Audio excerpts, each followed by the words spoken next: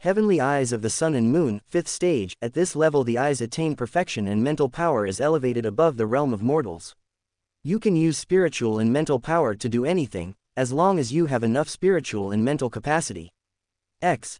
It is possible to place an entire plane inside an illusion as long as the practitioner's mental and spiritual capacity is sufficient. This was the technique used to cultivate his mystic eyes that Old Du created with all of his life experiences. For his internal energy cultivation, he created the natural chi refinement technique that absorbs nature's energy to strengthen and cleanse impurities from the body and soul. This method is also capable of cultivating the purest possible spiritual power as well as strengthening the practitioner's bloodline. This manual is divided into 5 levels. All stages strengthen the practitioner's bloodline. The levels are, respectively, purification of impurities. Purifies both body, soul and spiritual power, leaving them 10 times purer and more powerful than normal people. The affinity within elements is also greatly strengthened. Body metamorphosis. Reforms the body completely, changing bones, veins, meridians and blood, making them even more powerful and resistant, creating a perfect body for the practice of martial arts. Natural talent is greatly strengthened. Gains immunity to poison, cold and heat. Essence refinement. It refines the body, soul and spiritual energy even further and brings them even closer to perfection. All internal organs are strengthened to the extreme at this stage and the body begins to absorb the laws to improve affinity and understanding of them. Essence crystallization. The body is elevated to perfection with its attack power, defense, endurance, agility and vitality enhanced to the extreme. The soul and spiritual energy come to have a pure crystalline glow free from any impurities and strengthened to the extreme. Body of nature. The practitioner is able to feel and use all the elements of the natural world as he wishes as long as his comprehension is sufficient. The comprehension and perception of nature at this stage is raised to the highest level possible and a soul core containing all the laws of nature is created which will be strengthened based on the comprehension of the laws. Of all the techniques Moshier saw in Old Du's heritage, these are the most broken he's encountered. The battle and movement techniques he decided to learn after creating a solid foundation for himself with these 2 techniques. On the Duluo continent, the first spirit ring of spiritual masters is usually a centenary ring. However, if he can cultivate to the peak of the first stage of both techniques, it will be possible for his first ring to have an age of 1,000 years. The initial stages are the easiest to learn, and the difficulty increases with each completed stage. With that in mind, Moshier has started making his training plan for the next few years until he can reach rank 10 and absorb his first ring into his mystic eyes. In the morning, at sunrise, he will begin to absorb the essence of the sun, then he will begin exercising his body to exhaustion, and then he will use the natural chi refinement method.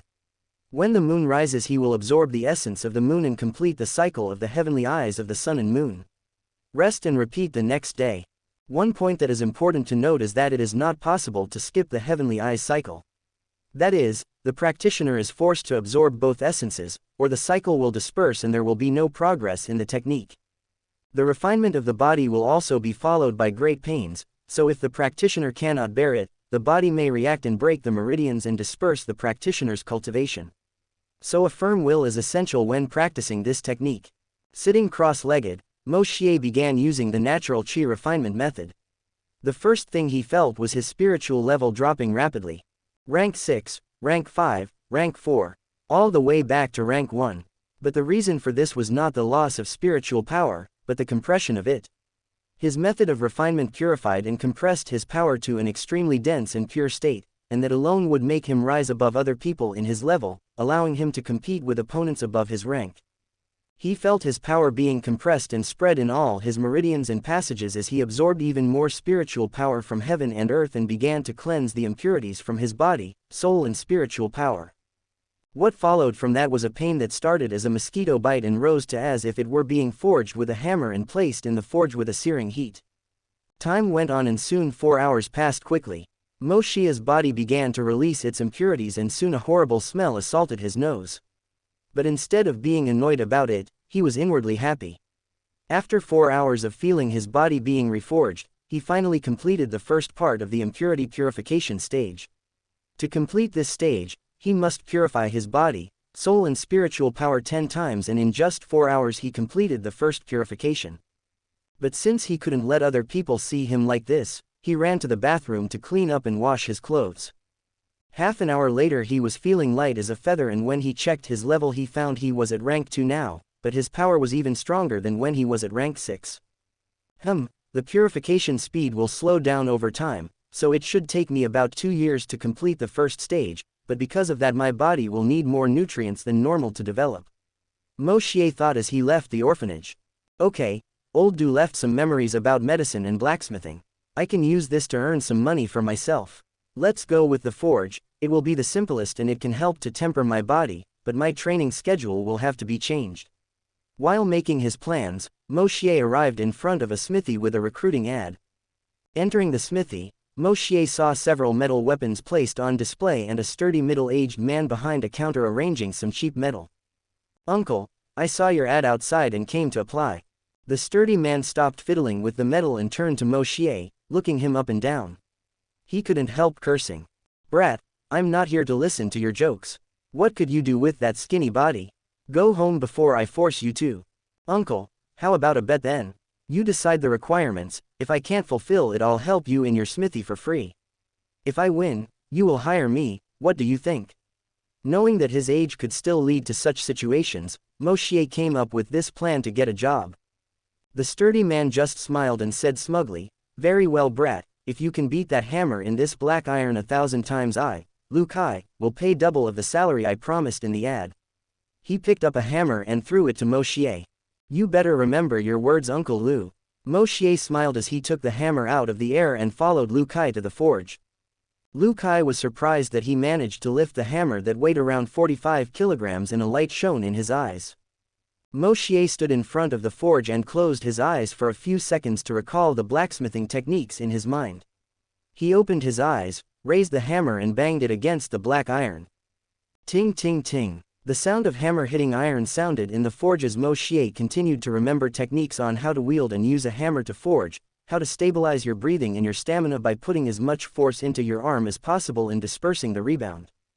With each passing minute, Moshier's technique improved at a steady rate. Even though it wasn't perfect and still has many flaws, as long as he could practice continuously, he could certainly reach the level that old Du reached. 2 hours later, Moshier was sweating continuously, but he had a smile on his face as he looked at Lu Kai, who had an O shape in his mouth. Uncle Lu, I fulfilled your requirements. You won't go back on your word, right? Lu Kai had a bitter smile on his face listening to Moshier's words. You won, brat. Sigh, I wonder where a brat like you came from. Just thinking about the 30 silver coins I have to pay you now makes my heart sad. Lu Kai had a defeated expression on his face. He might be a little rude, but he was a very honest guy. Even so, thinking about the money he was going to lose every month made him feel like a sword cut into his heart. What do you call yourself, brat? Things might not be so bad after all. At least he had a little monster that would increase his earnings with the number of orders for refined metals he's been earning. Moshier, my name is Moshier. Moshier replied and took Lu Kai's outstretched hand. Chapter 05 Time skip in progress. After getting a job at Lu Kai's smithy, it was decided that he would work every day of the week in the morning, and when it was close to noon he could leave. As a result, his schedule changed to absorb the essence of the sun at dawn, working in the smithy in the morning, training with the natural chi refinement method in the afternoon, and absorbing the essence of the moon at night. After that he would go to sleep and repeat the cycle the next day. The next day's dawn, Moshier was awake and looking at the sunrise in the east, using the heavenly eyes of the sun and moon method. Pure golden energy seemed to be sucked into his right eye and merged with his purple eye. After awakening his mystic eye's martial soul, his pupils took on a bright purple color, free of any impurities, giving him a sense of mystery to other people. But as he just started cultivating this technique today, there wasn't much change in his eye color, but he could clearly feel his mind clearing and his vision and perception of his surroundings improving. And that's only when he only absorbed the first essence of the sun. When he absorbs the essence of the moon and progresses even further in his cultivation of the technique, he can only feel even better.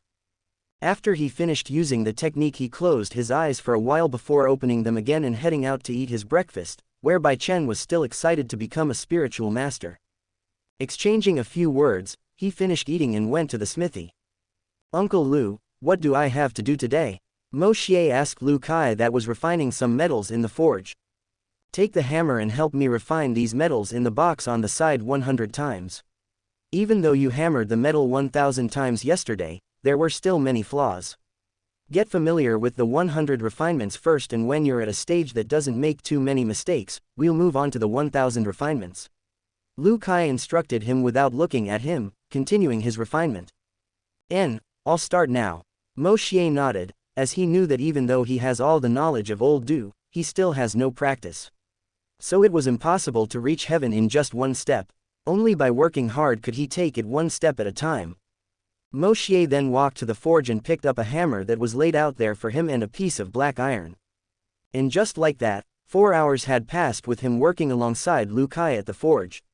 Because of his high understanding, his heightened vision and the knowledge gained in his mind, he managed to make great progress in that time that even left Lu Kai in awe. But it still needed a lot more practice to become perfect. He also received the money he would count for this month from Lu Kai and left the smithy in search of food.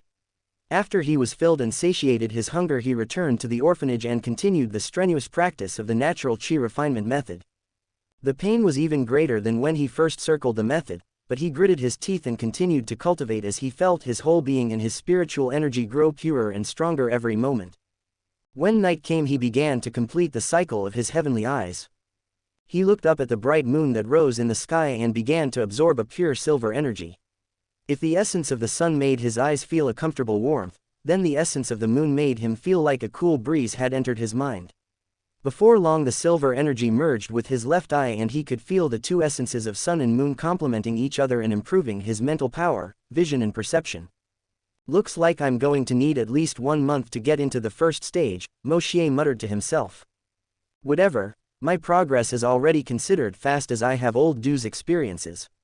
I can't be too greedy and just need to train diligently. Nodding to himself, Moshier brought his tired body into the bathroom and cleaned up. After eating something, he went straight to bed to sleep.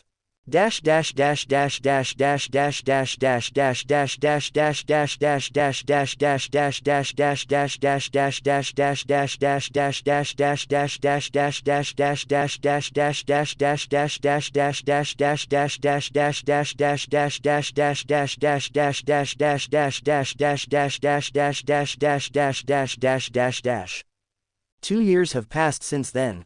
Moshier is now 8 years old and his body started to develop rapidly. His body that was a little malnourished before started to fade and get fuller, creating compact muscles in his body, with no sign of fat seen in him.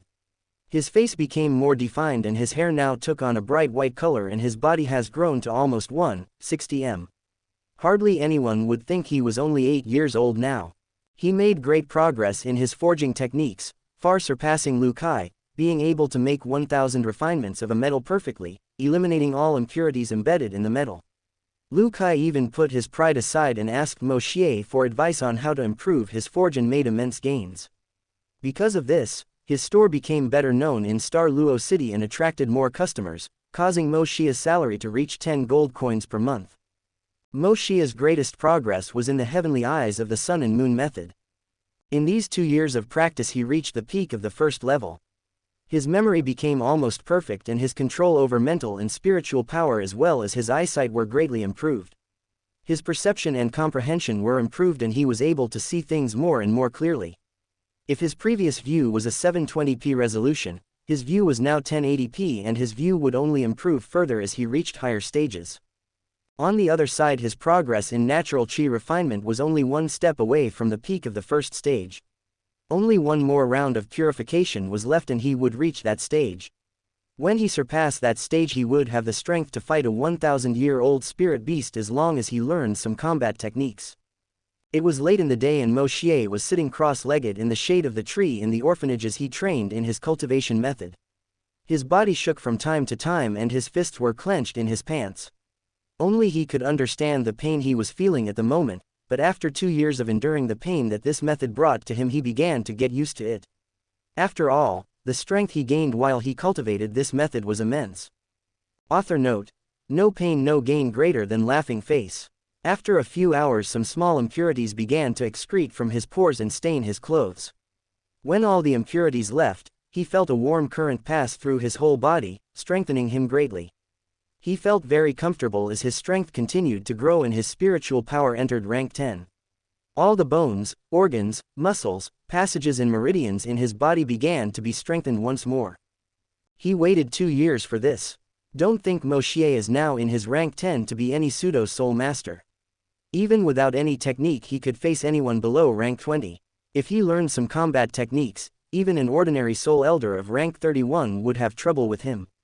Because of the purity of his compressed spiritual power, he was 10 times stronger than any spiritual master of his age. I finally completed the first stage of this method. Moshier happily commented to himself. Just thinking about how much effort he'd put into getting here made him a little bitter. He never thought it would take 2 years to complete the first stage of this method.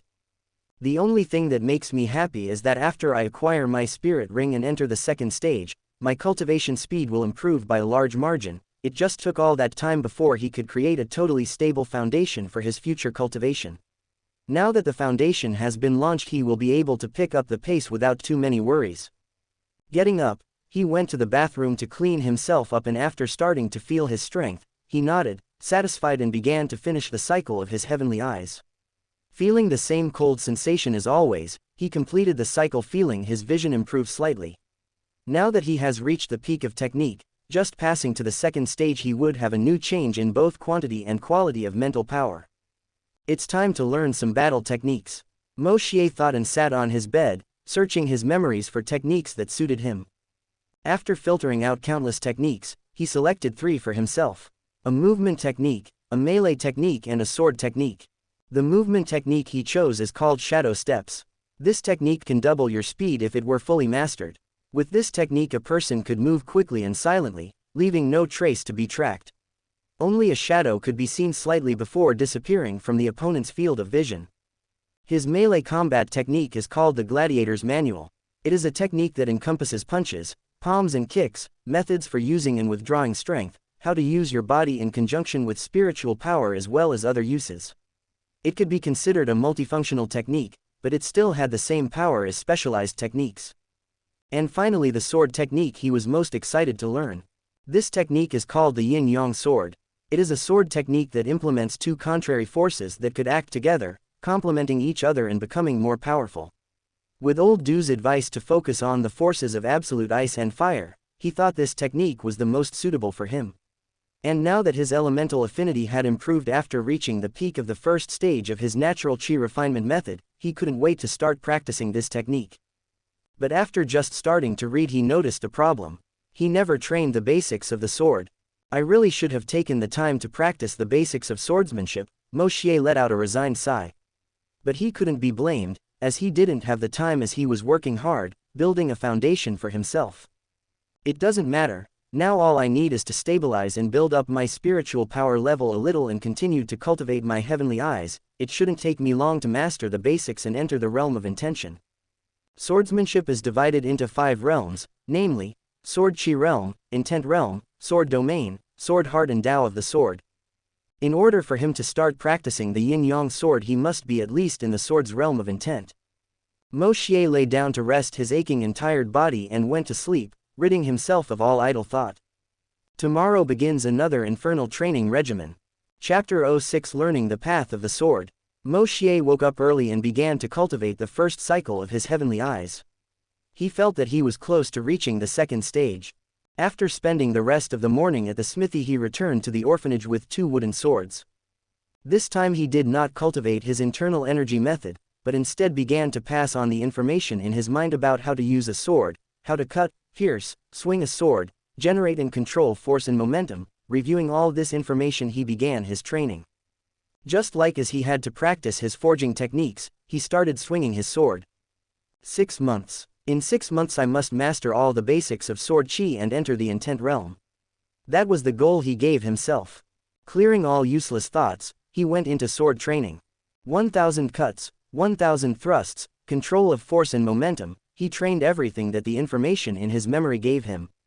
As he trained more and more, his sword proficiency steadily increased as well. He didn't care about the surroundings and just focused on improving his swordsmanship. When the training ended, he was sweating profusely but still had strength in his body.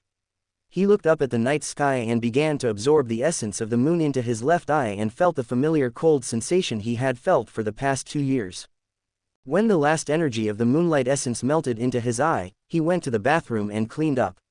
After eating something and going back to his room, he sat cross-legged on his bed, going into meditation. Time passed slowly, and in 2.5 months he mastered the basics of the sword and began to learn how to use the sword chi.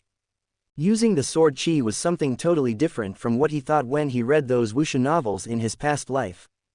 In the first 2 days he tried to use sword chi, he failed as he thought it was something that should be felt. He only discovered the trick on the 3rd day, when he tried to use his spiritual power on the wooden sword and tried to convert it into something sharper and thus release a trickle of sword chi. Just like that, he had a big expense buying new wooden swords because every time he tried to use it on the wooden sword it ended up breaking. When 3 months had passed, his cultivation of the heavenly eyes of the sun and moon reached the 2nd stage. Reaching this stage, his eyes took a qualitative leap and his vision was further enhanced, and now he could see things in slow motion. His right and left pupils started to take on a golden purple and silvery purple color respectively, and he gained 2 new abilities for his eyes, namely, spiritual shock and energy flow. His spiritual shock allowed him to use a mental attack on the opponent, making them feel like their heads were being hammered. Of course, if the opponent's mental power is stronger than Moshier's, he could suffer a rebound from the technique. The energy flow, on the other hand, allowed him to see how energy circulates in a living being, allowing Moshier to see other people's cultivation level at a glance as long as she doesn't exceed his mental power. He can also discover how spiritual energy circulates in a person when using spiritual abilities, allowing Moshier to react before the attack arrives. He can also use it to copy a person's energy cycle and understand how to use the opponent's techniques. The technique itself was already broken, but there is a high consumption of spiritual and mental power that will start to decrease as his strength grows. At the moment, he can only use this technique for 20 seconds before exhausting all his spiritual and mental power. Perhaps when he reaches the level of Soul King, he will be able to use this technique more freely. He also stabilized his cultivation and began to quickly accumulate more spiritual power. His body and soul were also being strengthened little by little.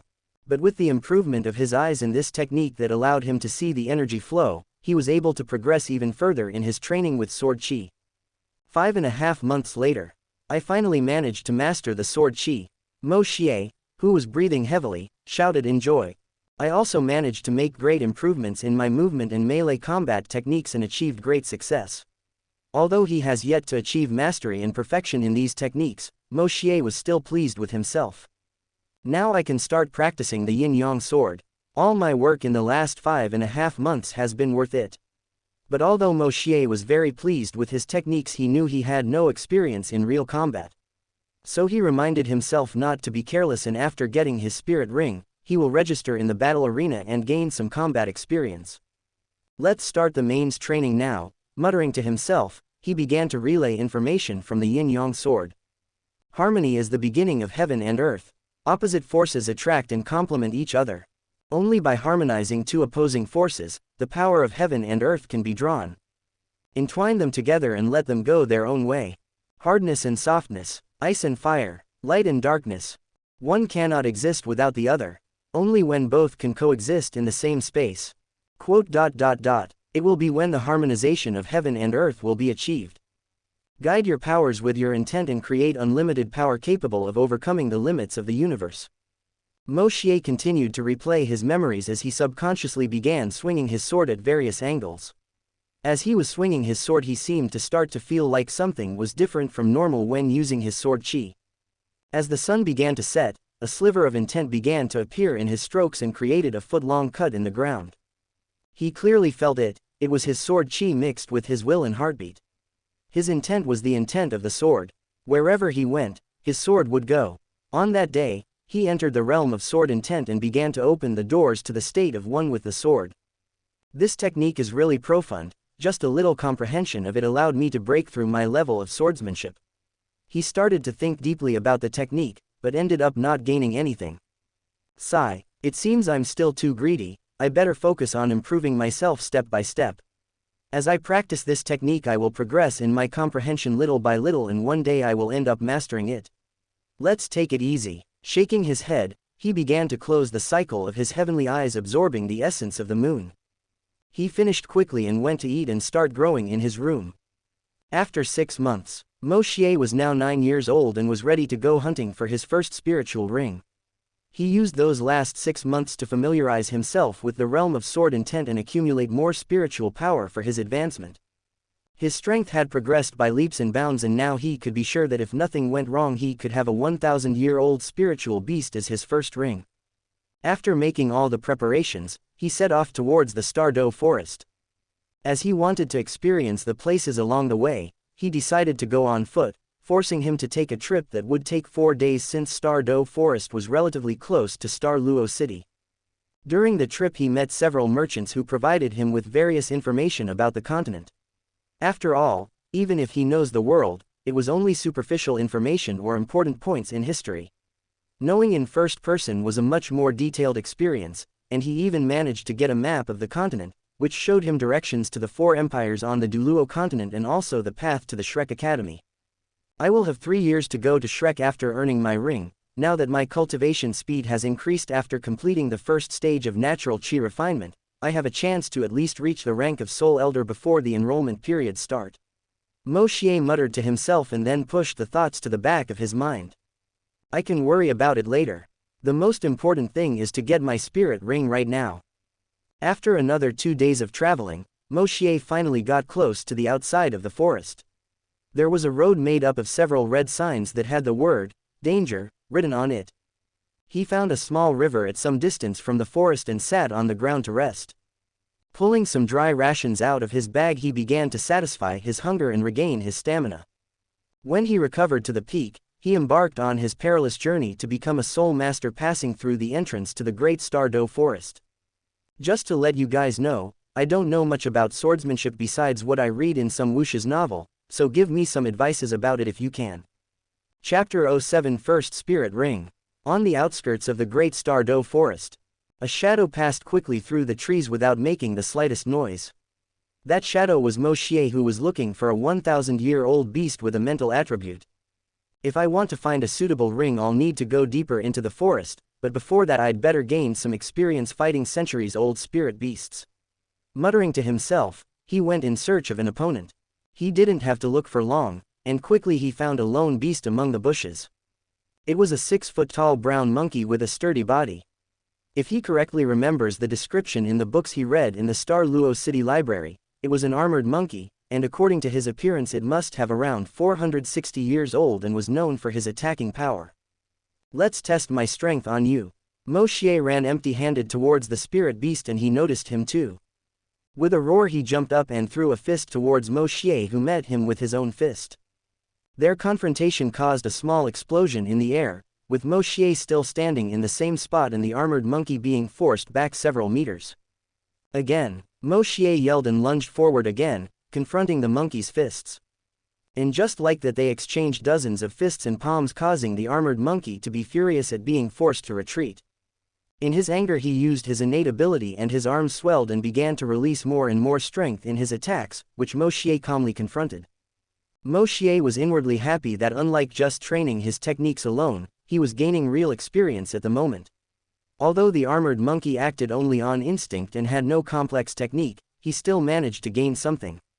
I can fight an almost 500-year-old beast with only 40% of my strength. It's better to finish this before other beasts are attracted. Moshier thought to himself and suddenly dodged the armored monkey's fists, punching him in the face and stunned him. Punching his jaw once more he made the monkey pass out and quickly left the place. He knew of the problem the spirit beasts were facing in this timeline, so he thought that it's best not to kill spirit beasts unnecessarily. And just like that, Moshier was battling different spirit beasts while going deeper into the forest for a few days. When he was resting from his last battle in a tree, he heard several footsteps coming towards him. He quickly hid behind the tree and looked at the owner of the steps. There were 3 middle-aged men with scars on their faces who were running while being chased by a pack of winged wolves. He wanted to curse the 18 generations of their families. Even though he is stronger than most of the centuries-old spirit beasts, if he is surrounded he could still perish there if he were alone. The man further back started talking to the man who was running in front. Second brother, this is all your fault. If you hadn't provoked the pack leader by killing a wolf to absorb his ring, we wouldn't be in this situation. Third brother, don't blame me for this. We all agreed with my proposal to kill a wolf and run away with the spirit ring. The second brother at the front yelled. We all have a wind wolf martial soul, if we let that chance pass when we could find a compatible beast for our third ring. The second brother continued screaming. Stop yelling, you two, it just attracts more spirit beasts to us. The man among them spoke. Elder brother, do you know a way to escape from here? Third brother asked eagerly. Let's continue in that direction. Beyond there was a pit of a 1,000-year-old spiritual beast. If we lure the wolves there, this beast will attack them and we can escape the pursuit. Spoke the elder brother. While they argued, Moshier followed them silently as he couldn't go in any other direction because of the wolf pack. Thanks to his movement technique he could pass uncovered by the three brothers, but he doubted a pack of wolves wouldn't find him while they were surrounding them from behind. 10 minutes later they arrived in what appeared to be a valley, but several tremors were coming from it. It looks like 1,000-year-old beasts are fighting each other. Moshier guessed it, and the three brothers also noticed the movements in the valley. A few moments later they could see two beasts fighting. It was a 4,000-year-old armored horned rhinoceros and a 3,800-year-old scarlet cyclops fighting. When Moshier, who was still hiding, saw the scarlet cyclops, his eyes sparkled with happiness. The scarlet cyclops has a particularly strong mental attribute, and his innate ability was illusion, meaning he could cause his targets to enter an illusion, leaving them confused. Having that spiritual ability as his first ring would be very suitable for him. Just when he was rejoicing he saw the two spirit beasts discovering the three brothers and heard the wolves approaching from the rear. Run! The eldest of the three brothers screamed and moved diagonally to the right, trying to escape along with his two brothers. Roer *x2. The two beasts that were fighting stopped and advanced towards those humans who dared to intrude into their territories. Hearing the roars of the two spirit beasts, the wind wolves approaching from the rear began to back away in fear. These guys are really unlucky. They tried to bring the wolves to these two beasts, but they ended up running away instead, and now they've become the target of 2,000-year-old spirit beasts. Moshier felt a little sorry for them. But even if he felt sorry for them, he couldn't do anything against 2,000-year-old spirit beasts at the same time in his current state. He could face the weakest 1,000-year-old spirit beasts, but he was sure he wasn't the opponent of these two spirit beasts. As for absorbing the scarlet cyclops as his spirit ring, he thought he had a 75% chance of success, so he wanted to give it a try and see if he had a chance to ambush and kill the cyclops. With that thought, he followed the two beasts silently, only to find them battling another 1,000-year-old spirit beast. Apparently the luck of the three brothers arrived and they managed to escape when this new beast arrived. It was a 4,000-year-old flame tiger, and he seemed to be focusing his attacks on the cyclops, who in a panicked attempt used his innate ability of illusion and had him attack the armored horned rhinoceros. The fight gradually became more chaotic, with the tiger hurling some fireballs at the rhino while the cyclops tried to defend himself from attacks of the both beasts using his illusion on the tiger, which seemed to be the greatest threat to him. Even so, the cyclops began to exhaust, depleting its mental power, and the tiger and rhinoceros had severe wounds suffering from mutual attacks. Suddenly a mighty roar sounded near the battlefield. *ROOAAARRR. It looked like a 10,000-year-old spirit beast was nearby, and this roar startled the 3,000-year-old beasts that fled in three different directions. Moshier followed the cyclops to a place a few miles away from where the battlefield was. The cyclops stopped and looked around and relaxed when he saw that there was no beast around. The moment he let his guard down, an extremely fast sword appeared in his field of vision, exuding a strong sword intent. He wanted to dodge, but he was exhausted from the battle and flight at the last minute, so he could only watch as the sword pierced his skull, killing him on the spot. Moshier was breathing heavily beside the scarlet cyclops's body. In this last blow he used all his strength and spiritual power to pierce the cyclops's head.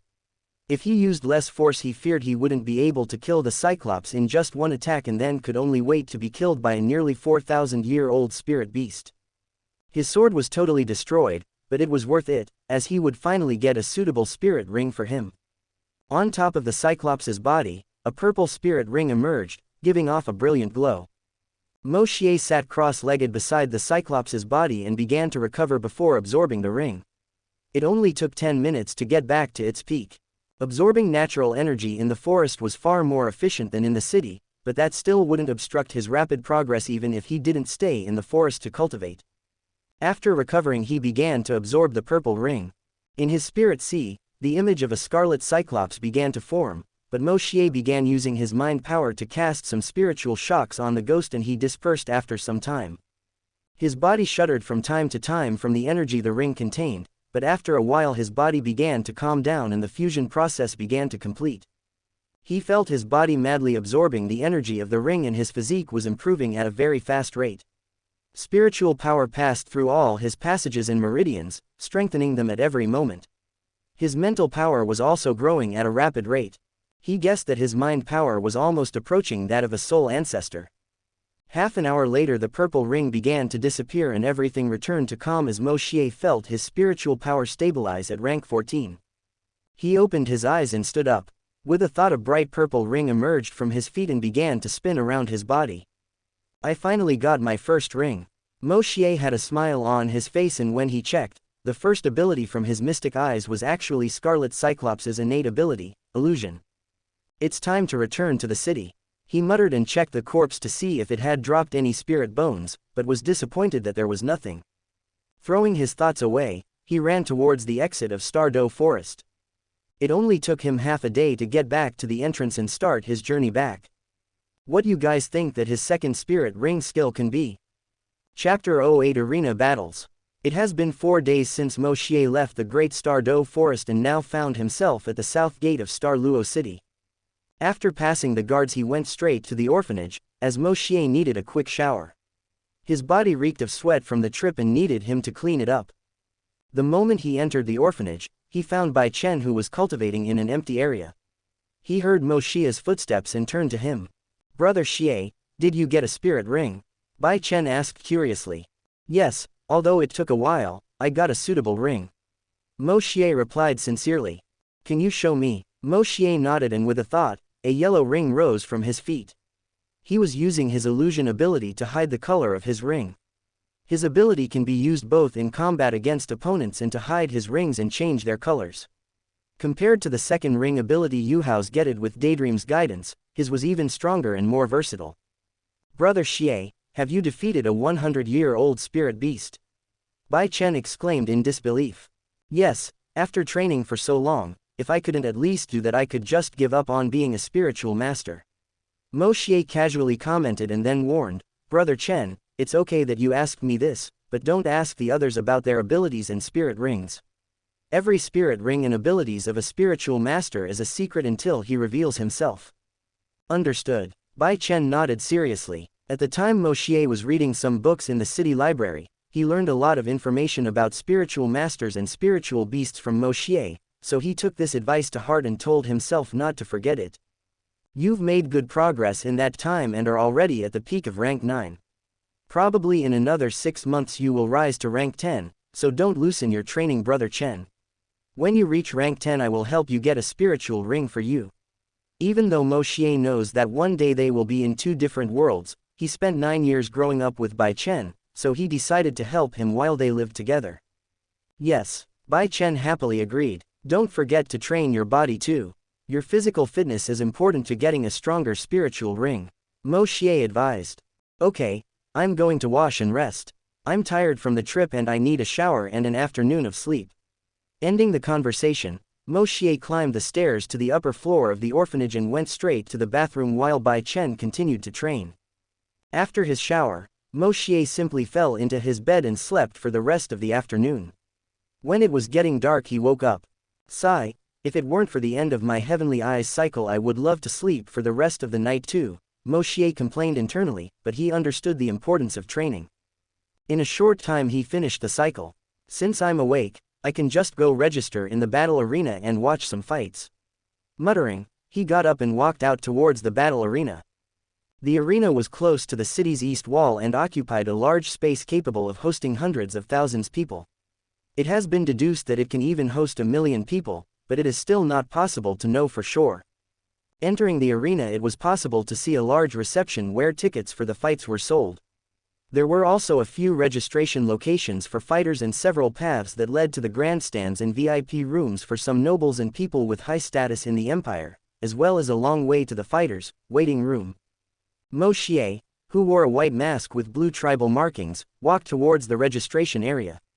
He bought this mask on the way to the arena, After all, he couldn't register under the age of 12, so these masks would be good for hiding his identity. At the registration desk, a woman who looked like she was 26 or 27 was registering some people. She had long black hair and fleshy lips. Her skin was white and smooth and her proportions were evenly distributed, her curves lacking nothing. Moshier got in line and waited a few minutes for his turn to come. I want to register in the arena. Moshier made sure to disguise his voice, as it still had a childish tone because of his young age. Only spiritual masters above rank 13 are allowed to register. Please put your hand on this crystal ball for us to check your rank. The woman spoke with a smile on her face. Moshier wasted no time putting his hand on the crystal and the number 14 appeared on it. Rank 14, meets the requirements. Please fill in your information on this paper and pay 10 gold coins as a registration fee. She passed a paper to Moshier. Moshier filled it in quickly. He registered himself as a heavenly wolf and in his spirit he placed mystic eyes. He didn't care much about revealing the name of his martial soul. It's not like people can figure out how powerful it is.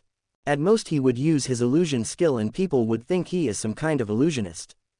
After filling in his details, he handed them to the woman along with the 10 gold coins and she started talking again. The battles here are divided into 3 types, 1x1, 2x2 and 7x7.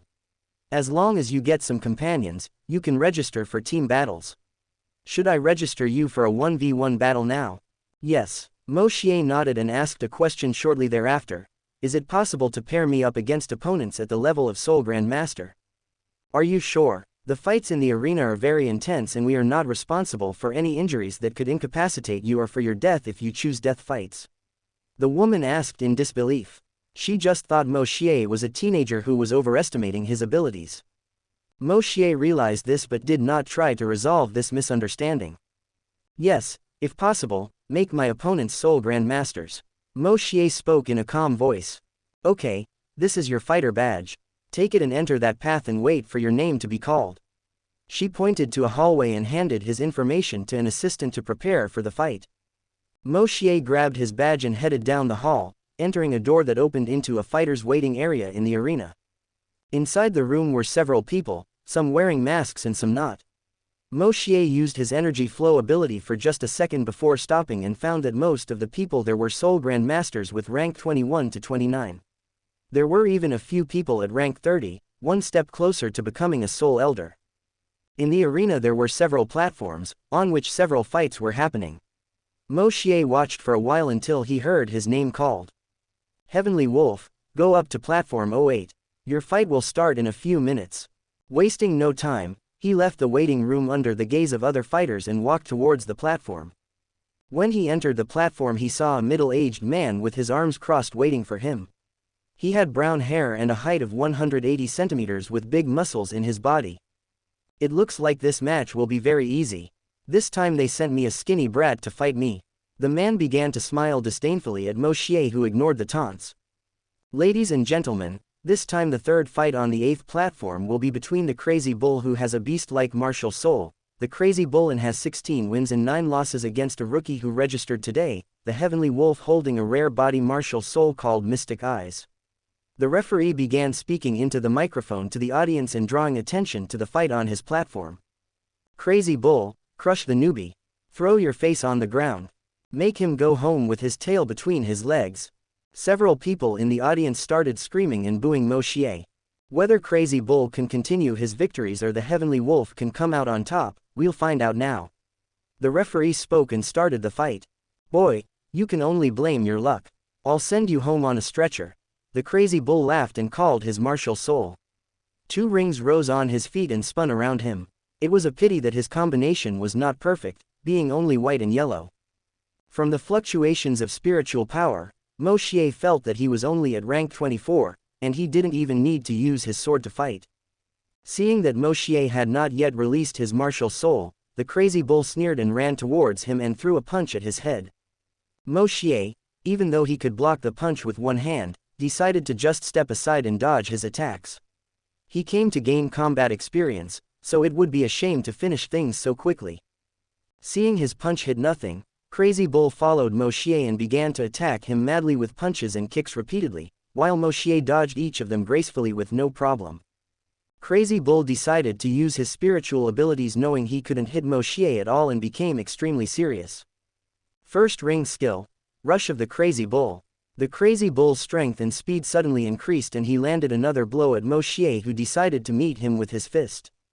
When their punches met, a loud sound was heard by the audience, but the one who stepped back in this collision turned out to be the Crazy Bull, who widened his eyes in disbelief. Fuck, they turned me against a freak. He doesn't even seem to be using his martial soul and still has a body as strong as mine, if not better. Crazy Bull cursed in his mind and used his second spiritual ability. Second ring skill. Fist of the Mad Bull. His arm muscles expanded and his fist power increased as he attacked Moshier. Excellent. Moshier's eyes gleamed and he once more saluted the attack with his fist. Crack. Asterisk. Moshier's attack sent Crazy Bull flying a few meters with a broken arm. He fell to the ground and fainted while Moshier remained in the same place as the spectators of the fight fell silent. Referee, announce my victory. Moshier spoke to the referee, who was frozen in disbelief. Winner. Heavenly Wolf. The referee snapped out of his stupor and announced into the microphone. Moshier walked off the platform to the cheers of the audience. Chapter 09 Carving Knife, Life Gold. 4 months have passed since Moshier registered in the battle arena. After Moshier defeated Crazy Bull, he found a few companions to participate in 2v2 and 7v7 battles, in which all of his opponents were at Soul Grandmaster's level and above.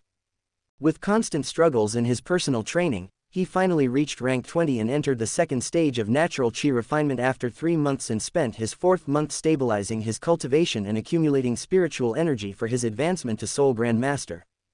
The second stage consisted of the accumulation of natural energy to make a complete body metamorphosis, raising it to an even more perfect and powerful level than the tempered body of the first level. Moshier deduced that he would need to accumulate energy up to at least the peak level of Soul Elder or the initial level of Soul Ancestor to make his metamorphosis. His combat skills have become increasingly refined, with the greatest progress being in the Yin-Yang sword. However, he avoided using absolute ice and fire in public so as not to draw too much attention to himself. After all, a person who can use 2 absolute elements has never been seen on the mainland, and it would be dangerous if he were chased by experts while he was still weak. He also managed to make a small fortune for himself with the rewards of his victory in the arena and some bets made on himself. His fortune reached an incredible 150,000 gold coins, so he decided to buy a ring-shaped soul storage tool with a 10 cubic meter space so he could store his items and money. This ring alone cost 30,000, leaving him with only 120,000 gold coins. Now he wanted to confirm some things he knew about the original history of this world. He remembered that in the first continental tournament that Yu Hao participated in, he managed to find a knife made of life gold at the Star Luo City auction house. His plan was to try to find and get that carving knife for himself since he was close to her. Walking for a while on the main city road, he soon arrived at the Star Luo auction house while wearing a different mask than the one he wore when entering the arena. It was a large, beautifully decorated building and took up a large amount of space. Entering the Great Hall, one of the receptionists approached him with a smile. "Dear guest, welcome to our auction house. Would you like to buy something or put an item up for auction?" "I would like to make a specific purchase," Moshier replied calmly. "What specific item is this distinguished guest looking for?" A gleam appeared in the receptionist's eyes. "I heard the auction house owner failed to auction off a cursed carving knife several times. So I would like to know if he is interested in doing a private sale." The receptionist froze for a second in surprise but quickly returned to normal. "Dear guest, please follow me to the waiting room while I call the owner." She bowed a little and led him to a room on the second floor of the building. It didn't take more than 10 minutes for a middle-aged man, wearing a white robe with the auction house symbol on his chest, to arrive. He looked at Moshier for a moment and sat across from him pouring some tea. "Before we start, let me introduce myself. I am the owner of this auction house and go by the name of Yan Ping. How can I address this guest?" Yan Ping was really curious about this person who was interested in that cursed knife. After so long trying to get rid of it, someone finally came along and wanted to buy. "Just call me Lang Du." Moshier decided to use the reverse name of Old Du. "All right, may I know why you are interested in this carving knife?" All the people who knew she had a curse tried their best not to get close to it, so the willingness to buy it left me very surprised. Yan Ping asked curiously. My master is a soul engineer and at the moment he needs a special kind of knife so he can finish his project. Although he knows the knife is dangerous, he's out of options as only a classified knife is indispensable in carving the cores of the soul tool. Moshier replied as he drank some of the tea. Yan Ping nodded and continued, so it's like that. However, does your master have any way to stop the curse? After all, everyone who used the knife ended up dying a horrible death. It's not that he has a way to stop the curse, it's just to hold out for a while until the core formation is complete. I will not lie to you. My master has a relatively pure light type attribute, so he can use it to resist the curse for a while. After all, I think only someone with an absolute light attribute would have any way to undo the curse. Moshier spoke while shaking his head sadly. And before Yan Ping could speak, Moshier continued, oh, and you don't have to worry, thinking my master is an evil spiritual master. Moshier released some of his absolute light elements. No evil spiritual master would leave a person with a light attribute alive if he found it. Yan Ping felt that pure light element and nodded. Now regarding the price, how about 90,000 gold coins? Moshier asked with a smile behind the mask. Yan Ping shook his head in denial. It's not possible, even though it's a cursed knife, it still belongs to the rank of classified carving knives. As a token of gratitude, I will lower her price to 130,000 gold coins. Yan Ping had a fox grin on his mouth. This is still very expensive and even if you put it up for auction again, you still won't be able to find buyers. Moshier directly refused. Not until Yu Hao bought it at Electrolux's request, he thought. I won't take advantage of your auction house, so why don't we close the price at 110,000 gold coins? My master will still be risking his life with this purchase, so that price is still right for you. Moshier proposed. Although she's worth more than that I don't think it can be helped. There would be no buyers even if we put a price of 100,000 gold coins, so we'll go with your offer. Yan Ping nodded in satisfaction. He called the receptionist who attended Moshier and asked her to fetch the knife. 5 minutes later she returned holding a box made of a special wood and handed it to Yan Ping. Moshier received it and opened the box to check. The moment he opened it, he felt a dark current attack his mind as a feeling of death could be felt from the knife that was in the box. Moshier quickly protected his spiritual C and used his absolute light element to restrain the knife for a moment and close the box. He took a deep breath and felt a cold sweat on his back. This knife is really dangerous in its current state. After getting my second ring, I will try to cleanse it. Finishing his thoughts, he turned his attention to Yan Ping who was watching him. Yan Ping couldn't help but be surprised. It seems that this boy has a very pure light element to be able to resist the curse even for a moment, he thought. Moshier nodded and took 110,000 gold coins from his ring and passed it to Yan Ping. You can count them if you want. It's not necessary, I'll trust your character. Yan Ping simply kept the coins in his own ring. Okay, accept this VIP card from our auction house. With it you can have access to a private room just one level below royalty and you can get discounts on your purchases. A black card appeared in Yan Ping's hand and he passed it to Moshier. Moshier also had no reservations and just accepted it. After a few more greetings he said goodbye to Yan Ping's house and left the auction house. He used his shadow steps and ran through several alleys and when he decided that no one was following him, he removed his mask and changed his clothes before heading back to the orphanage. I can't leave the knife in my storage ring because of the curse, so I'll hide it in my room until I get my second ring. Muttering to himself, Moshier hid the box in a secret compartment under his bed. After that he went back to training. The next day. Brother Chen, did you prepare everything? Moshier asked the young man beside him. Yes, I put everything I needed in my bag yesterday. Bai Chen replied. On this trip to Tardo Forest, Moshier would help him get his first ring and then go out in search of his second ring. Although he can't get a 10,000-year spirit ring, he could still try to get a ring with a 9,000-year limit. Unfortunately I don't have anyone who can hunt a 10,000-year-old spirit beast for me, otherwise I might try to absorb one.